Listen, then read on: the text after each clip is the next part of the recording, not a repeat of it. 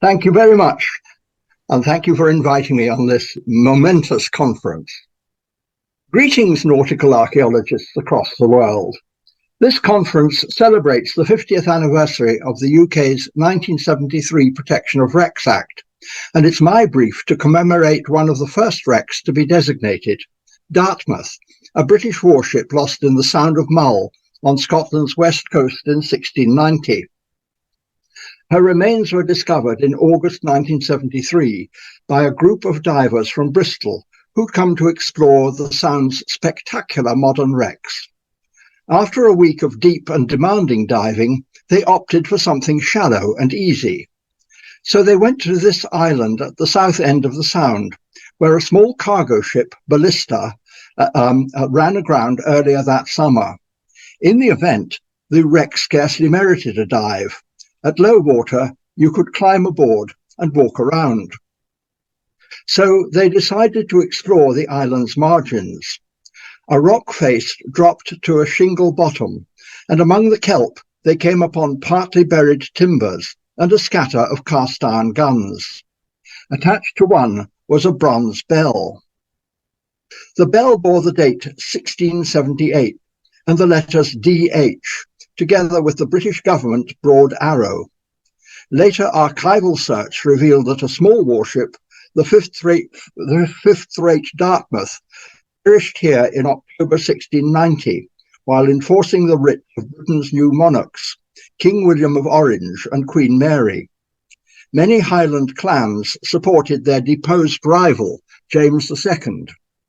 What's almost certainly this ship was drawn by the Dutch artist Van der Velde the Younger in the 1670s. Two later finds illustrate the historical background. On the right, James is portrayed on a guinea struck in 1687, the last issue of his reign. The other is dated 1689, the first minting of his monarchical successors. At the time of discovery, the Protection of Wrecks Act was in its final stages, but hadn't yet been ratified. However, from the outset, the Bristol divers were determined to treat the wreck archaeologically and ensure that the finds were conserved and preserved in a suitable museum. Both goals have been achieved. The group reported their discovery to the National Museum of Scotland, and with the agreement of the receiver of wreck, arranged to deposit all recoveries there. This arrangement owed much to the support and good offices of the museum's then keeper, the late Dr. Robert Stevenson. A second visit was made that year by the group, accompanied by a team from St Andrews University's Institute of Maritime Archaeology. It was agreed that the Institute would coordinate the project with the Bristol divers and others participating as opportunity and inclination arose. The site was designated in May 1974. The project was licensed, and over the next 2 years, 24 weeks of survey and excavation were conducted. We fielded 3 diving archaeologists, myself, the legendary Keith McElroy, and my wife and long-term collaborator, Paula. As well as participating in the archaeological work, she's looked after the finds. A fourth member was our diving supervisor and technician, Tony Long, who kept everything running smoothly and safely in often difficult circumstances. As a team, we operated on a non-hierarchical basis in a culture of open discussion and friendly debate. Tony's practical background and Cockney wit often nudged we poncy archaeologists, as he termed us, firmly in the right direction. Because the site was shallow, diving times were lengthy. We used surface demand from a compressor on shore.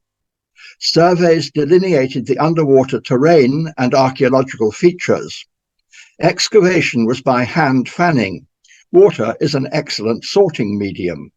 A dredge, powered by a boat-mounted pump, disposed of the spoil. First, we uncovered and recorded the timbers, before deciding what other areas should be excavated to define the extent of the wreck and what it might tell us about the ship and her people. We also analysed how the remains had interacted with the environment to create the relationships we see today. Articulated structure covered 12 by 40 feet. By the way, I'm using feet as my primary measurement system because that's how the ship was built. Anyway, we also had 15 feet of keel attached to the planks and frames of part of the hull. Though neither end of the keel survives, mica fragments from the cabin windows indicated that the stern lay towards the shore.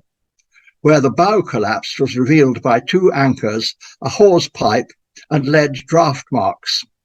From here, a line of guns and scuppers indicated spill from the upper deck, of which no timbers survive. These patterns show that on impact, the ship lodged against the island's rocky margin, the surviving keel indicating the hull's original orientation. The original keel measured 80 feet, and since neither extremity survived, we sought to determine where its ends had lain. A scarf joint in the existing length allowed us to calculate both extremities, defining the ship's original lie. It's shown as a red line in the plan. A trench from the estimated forward end of the keel to where the starboard side disintegrated yielded relatively few finds until the line of guns was reached. A concentration of artifacts followed this line and included bricks and tiles from the collapsed galley. The wrecking sequence was now clear. Documentary sources and local tradition tell how the ship was driven on her beam ends in a gale and blown stern first from her moorings off Mull to be wrecked on the opposite side of the Sound. Her stern hit the rocky island of Rhuda an Rhydri, the port side leaning against a near vertical face, with the keel poised across a rock outcrop. There the ship broke in two, the stern rocking in the swell but remaining relatively intact. The detached forward hull rolled sideways and seawards, guns and other artifacts spilling across the decks until checked by the starboard timbers. When these decayed, they left a line of guns, scuppers, and a cluster of spilled finds. The galley and bell on the forecastle collapsed above them. Meanwhile, the detached stern underwent a different transformation. With the upper timbers relatively intact, it rocked on the keel to dig a trench into which many items fell from the collapsing upper decks. In the process, the keel's bottom wore away. The fanning action of the starboard side created a depression into which its lower part stabilized, leaving the outboard planking largely undamaged, though the inboard portion, exposed to a shallow covering of sometimes mobile shingle, slowly continued to erode. This was what the Bristol divers found in 1973. The port side, tilted against the rock face, collapsed and decayed, although several dislocated timbers from the upper structure fell into the keel trench to be preserved. The remains indicate much about the ship's construction. None of the 36 surviving frames butts against its neighbours. There's always a gap between them. Though the frames are not of identical width, their centre lines sit a constant 2 feet apart, suggesting modular spacing. Most surviving frames are floor timbers, but the alternating lower ends of several first futtocks survive beyond the floors. The joints are chocked. Without lateral fastening in pairs, the frames can't have formed freestanding entities from keel to top timber. In other words, this may be a bottom-led construction. Planks came first, followed by the first run of floor timbers. This provided footings for further futtocks and planking, alternating upwards until the hull was complete. Although the frames were not clamped in pairs, they were structurally joined via the strakes. Flush-planked carvel ships in the 17th century, especially English ones, where, it is true, usually built skeleton first, by erecting a framework of laterally paired frames before adding planks and further frames. This technique wasn't universal. In Scandinavia and the Netherlands, a different approach was common, and Dartmouth's builder, John Tippets, had learnt his trade in Denmark. In Holland, Whitson, 1671, and Van Eyck, 1697, both described what we now call a bottom-lead carvel technique. As Fred Hocker and John Adams have shown archaeologically, it was widely practiced on the continent, while Wendy van Duvenvoorde has demonstrated that the process was used in ships of the 17th century Dutch East India Company. She cites illustrations from Whitson's treatise which show the first strakes being pulled tightly into the keel with clamps holding them in position. The technique is clear in this 17th century print at top left, and we see it replicated in a modern reconstruction.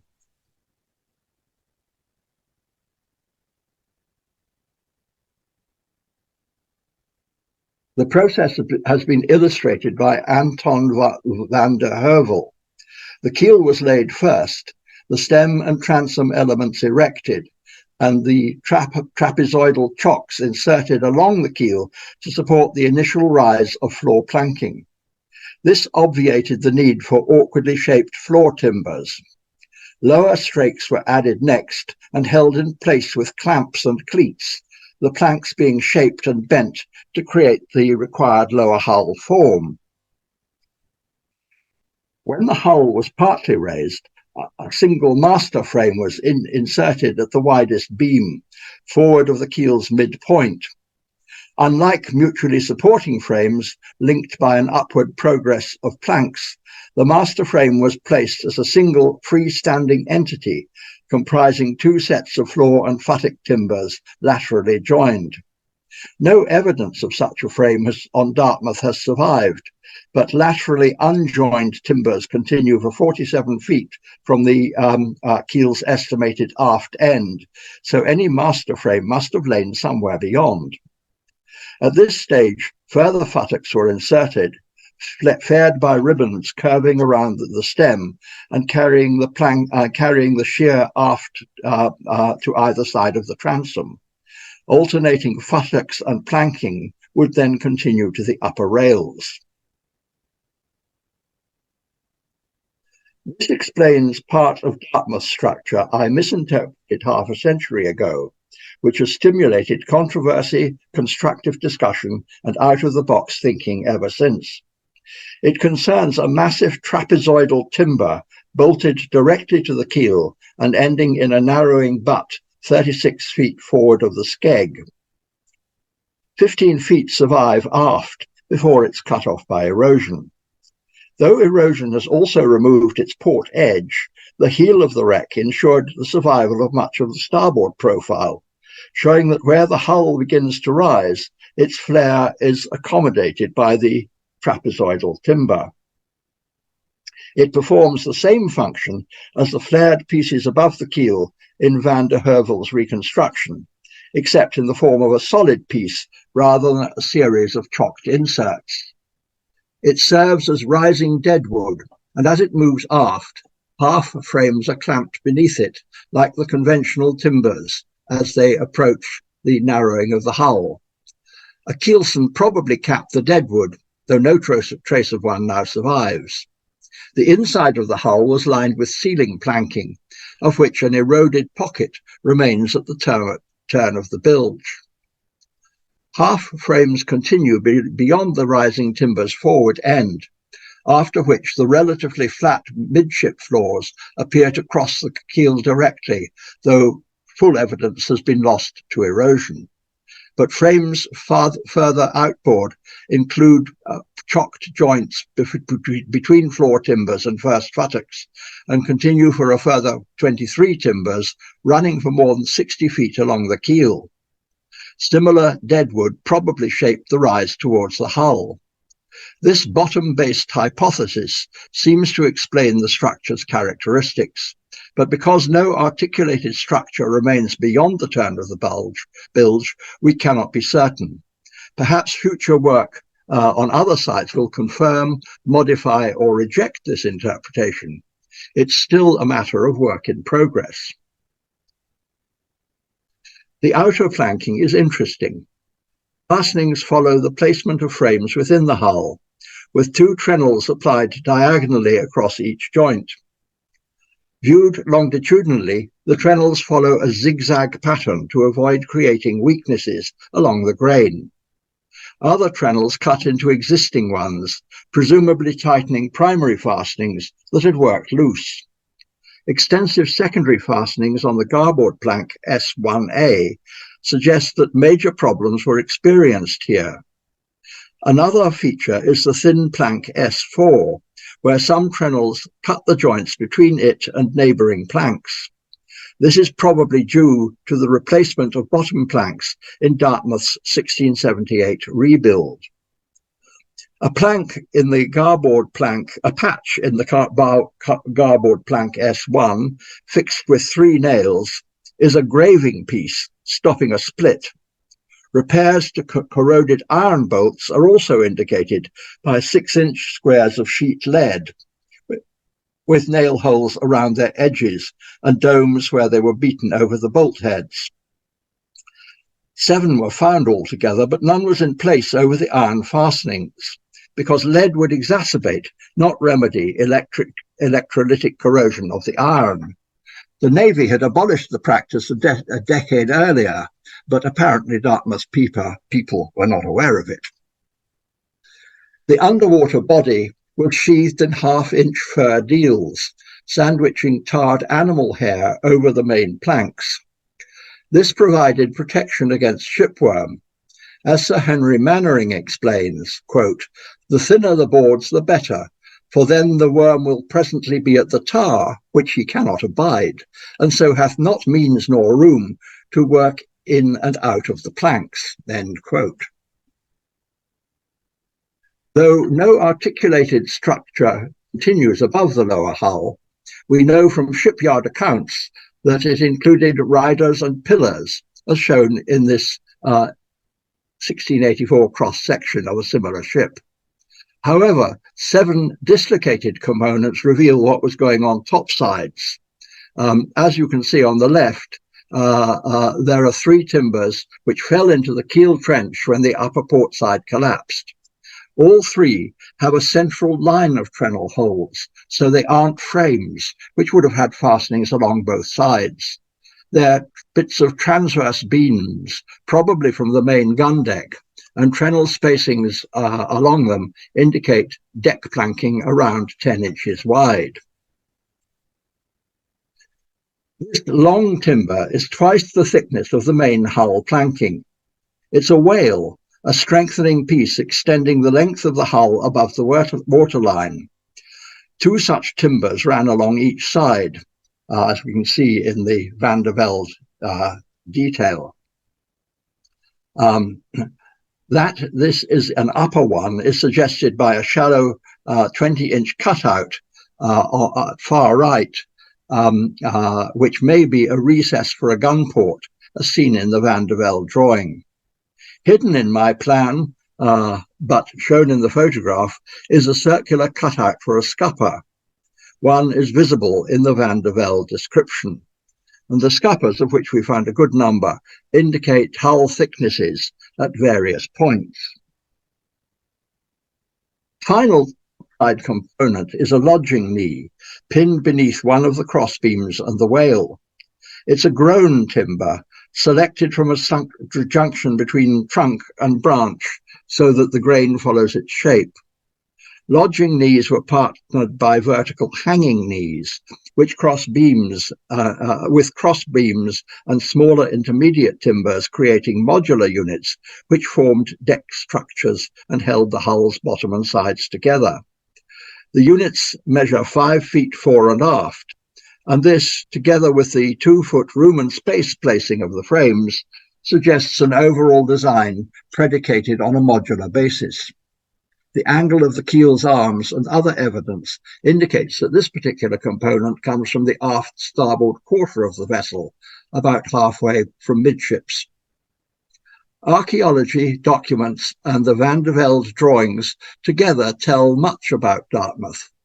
Finds add more. They relate to the working of the ship, her rigging, armament, navigation, medicine, soldiers' weaponry and equipment, provisioning, activities on board, domestic life and leisure. There's no time to mention everything, except to emphasize that all should be seen as parts of an integrated whole, and not simply a random collection of goodies. Each find adds to the wider story, and I'll close with a few examples. A-pipes are common on post-medieval shipwrecks. The Dartmouth group is significant because less than 2 years earlier the ship was rummaged, that is, totally emptied down to the keel and thoroughly cleaned. Thus pipes from the wreck almost certainly came aboard between 1688 and 1690, an exceptionally tight bracket. While some may have been old when lost, this would be unusual, since pipes were cheap, easily broken, and discarded like cigarette butts. Such well-dated closed finds allow typological progressions based on shape to be tested.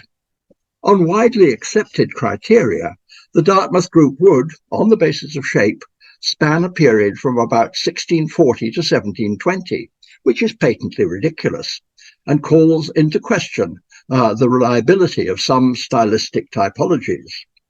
This hasn't endeared us to typological gurus, but the evidence is compelling, and a critical integration of shipwreck data with terrestrial sources is long overdue. Some, indeed, of Dartmouth's pipes are datable from their marks.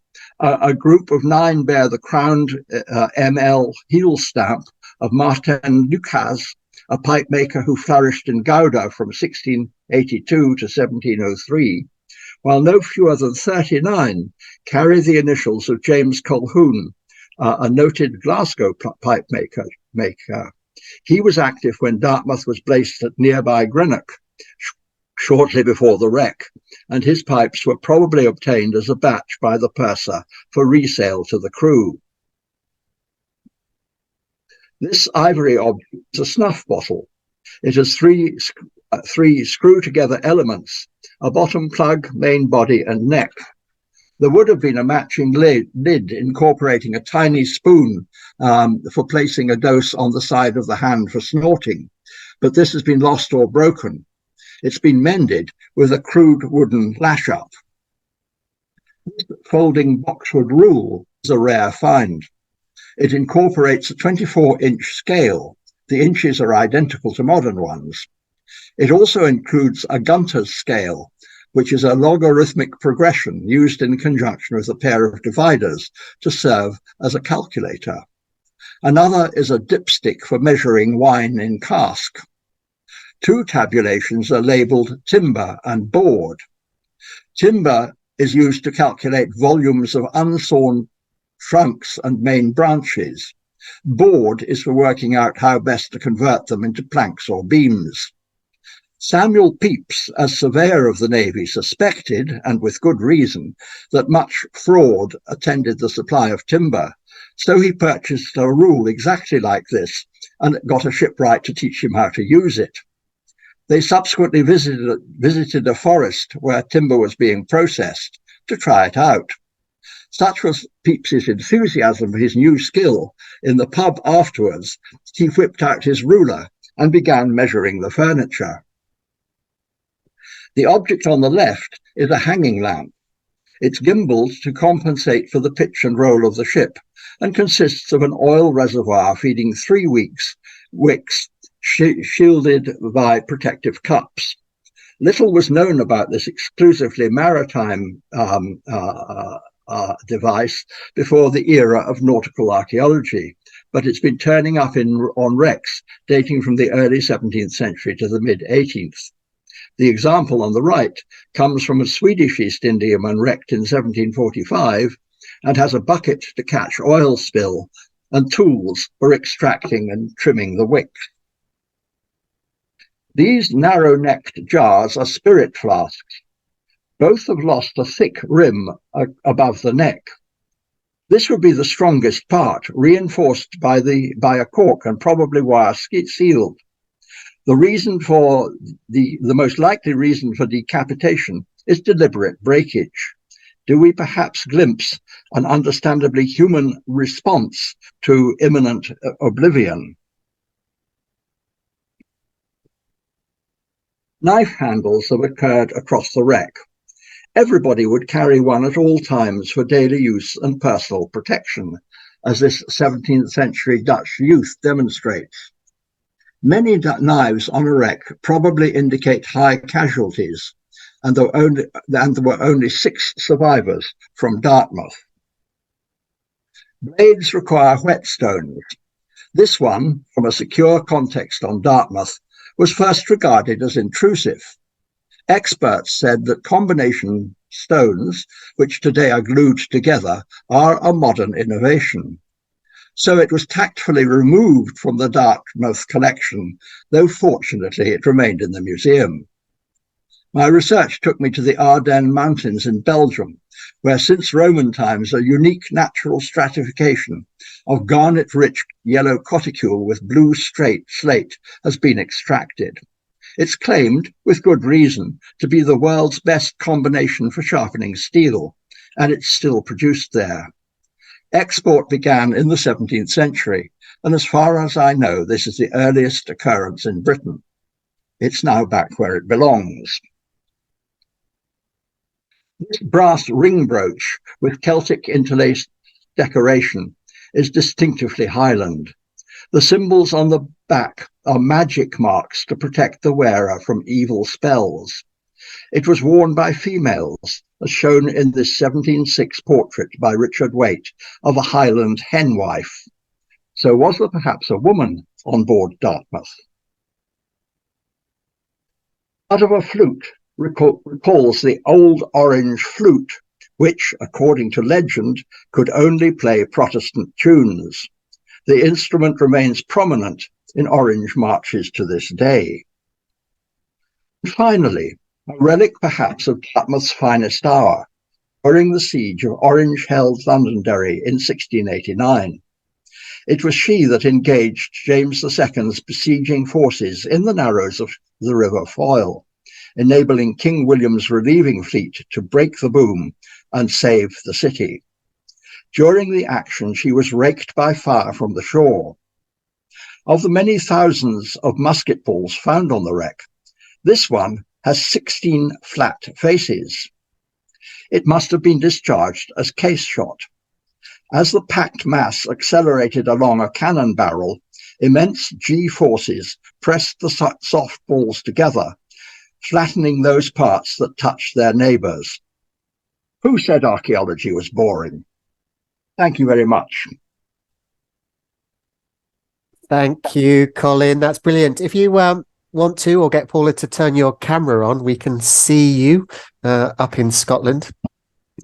What I love about having Colin opening the conference for us is that he's always entertaining, he's always fascinating, so well illustrated, and just the wealth of research that goes into their work is just phenomenal. Paula, do you want to turn the camera on so we can see Colin? Hopefully. There we go. Brilliant. Thank you very much, Colin. And also, here I am ready to be shot. No, not at all. We can always count on you to keep us to time and to allow plenty of moments for questions, which is brilliant. I'm gonna start off because I've always got questions. And I was gonna how much is known about this rebuild, the 1678 rebuild? Is that well documented, or is that mostly from the archaeology? No, it's extremely well documented. It couldn't be better from our point of view. It's actually the bill from the shipyard for all the work that's done. So it says what's been mended, what's been replaced, what's been done in great detail. So we really know an awful lot about the ship, presumably pretty well as she was when she was wrecked. And I just wonder what had her life been like before that refit in terms of how much was needed to be done? Sorry, I didn't say much about Dartmouth because of time, but she was an old ship. She was built in 1655 during the Cromwellian Commonwealth, and she. There's quite a lot of documentation about subsequent refits and repairs, etc. So, in effect, like grandfather's axe, which has had its head and haft replaced several times, it's still grandfather's axe. Of course.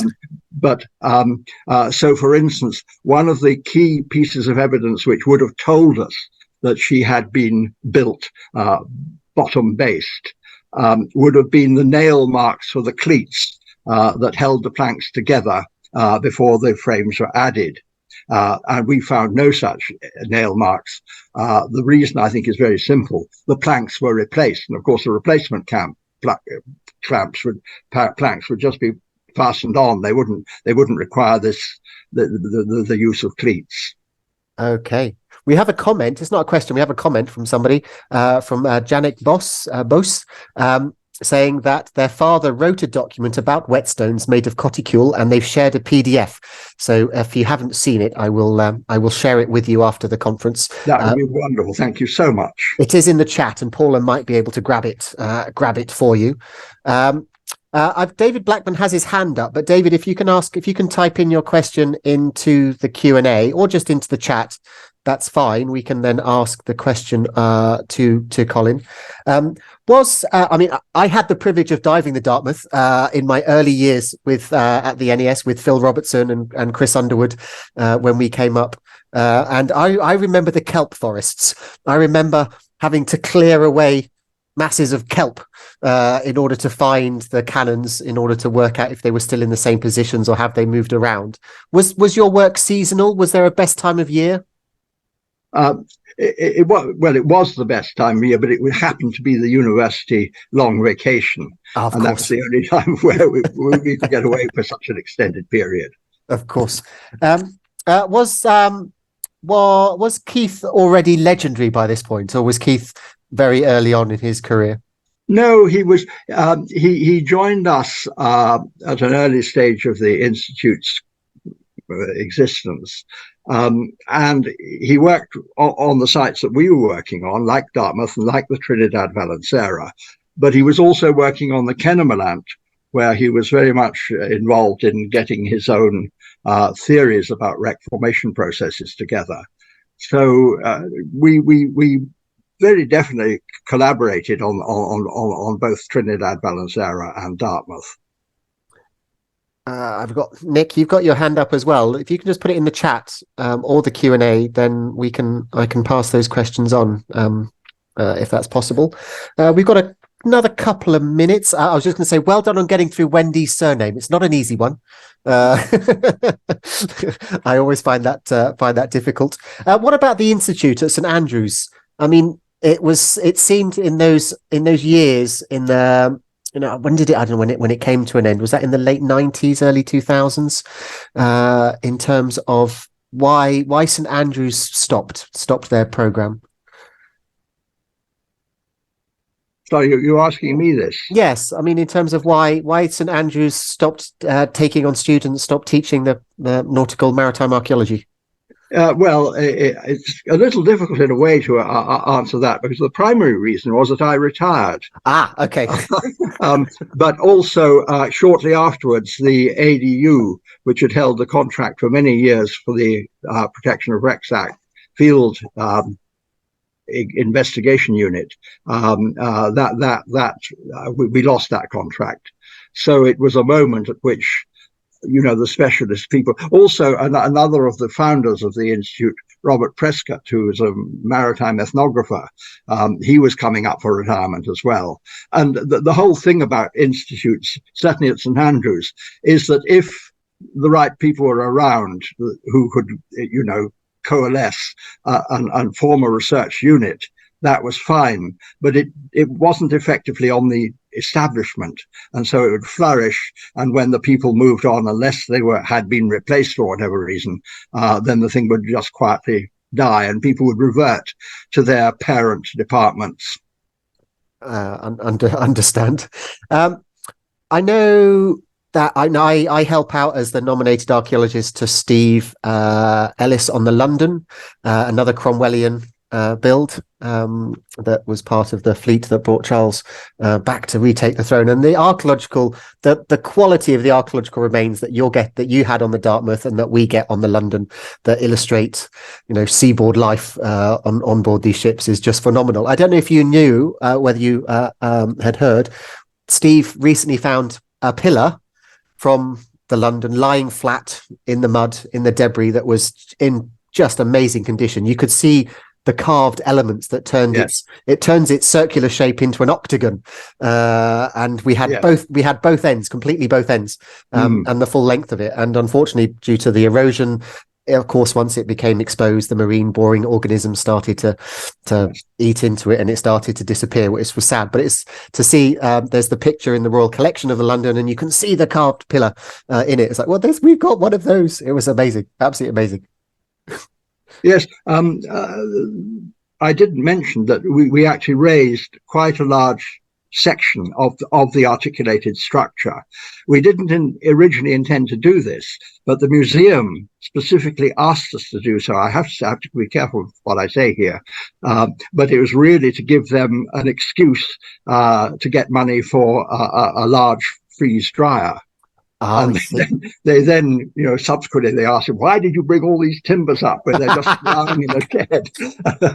Happily, 50 years on, would you believe, a new curator responsible for this sort of thing has become extremely interested. And the thing, they were kept they've been kept wet for 50 years, so they haven't deteriorated to any great extent. So they've now been brought out of storage, and they are, as we speak, on their way to York to be properly conserved. But it did give us the chance at the time to look at this section of about 10 frames and associated planking in great detail. We recorded them at full size, subsequently reduced them for publication, I can say. But, that's the story. We really did get a lot of information from that. Well, that leads me nicely onto the final question before we have to end, is the publication, because I know that yourself and Paula and others, I'm sure, are beavering away on the publication. Can you tell us when you hope? Well, at the time, we published a series of interim reports, quite detailed interim reports, because we realized, A, that conservation was going to take a long time, B, that there was a lot of background research to do, and C, I never really got round to it for various reasons. However, that has allowed us to draw on the work of others, particularly John Adams and Wendy van Duvenvoort, who have done a lot of work on, and Thijs Malvel, the late Thijs Malvel, they've done a lot of work on this bottom up, because it was sort of, you had to believe that all ships were either clinker built or carvel built, of course, and that was too restrictive. And of course, shipwrights, being sensible people, used whatever methods and combinations of methods that worked for them at the time. Of course, and in fact, there will be hopefully a new opportunity to study this, because on the Klein Hollandia site, 1654 to 1672, we have the bottom of the hull underneath. It's underneath some sand, but it's in fabulous condition. When you take the first 10 centimeters of sand away with a hand and just brush it away, the timber underneath is pristine, absolutely beautiful. And it's the bottom bit. So in terms of just describing and explaining how that ship was built. Wonderful news. Wow, that's the future. Okay, well, we have to finish there. Thank you so much, Colin, and to Paula, for opening our 2023 conference. I'm